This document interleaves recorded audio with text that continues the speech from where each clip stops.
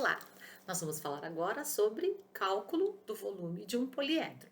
Primeiro, o que é um poliedro? Poliedro é um sólido geométrico constituído de polígonos, ok? Então, nós temos aqui dois tipos, nós temos o cubo e o paralelepípedo. Como é que nós fazemos para determinar a área do cubo? A área do cubo, eu preciso de duas dimensões, comprimento e altura de cada uma das faces, ok? Agora, quando eu falo em volume, eu vou precisar das medidas das três dimensões: comprimento, largura e altura. Então, como é que eu vou representar isso? A vezes A, que corresponde a terceira.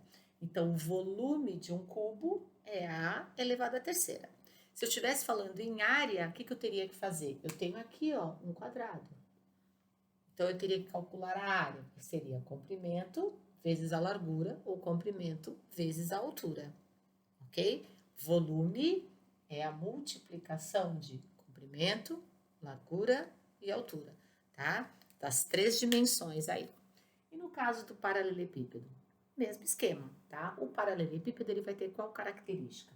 Comprimento, largura e altura, geralmente de medidas diferentes. Então, para eu determinar o volume, o que é necessário fazer? Multiplicar o comprimento, a largura e a altura.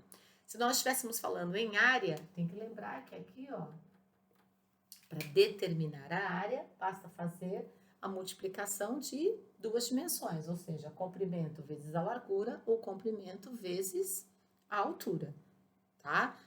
Aqui é volume, então volume, as três dimensões, comprimento, largura e altura, ok? O que nós não podemos esquecer? A unidade de medida.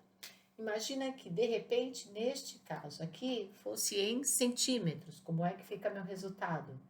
Centímetro cúbico, ou milímetro cúbico, ou metro cúbico. Por quê? Resultado da multiplicação de três dimensões. Mesma coisa, tá? Então, como é que ficaria o volume? Opa, ou centímetros cúbicos, ou milímetros cúbicos, ou metros cúbicos, ou decímetro cúbico. Diferente da área. Quando nós calculamos área, o que nós achamos? Centímetros quadrados, metros quadrados, decímetros quadrados. Por quê? Porque é resultado da multiplicação de duas dimensões, ok?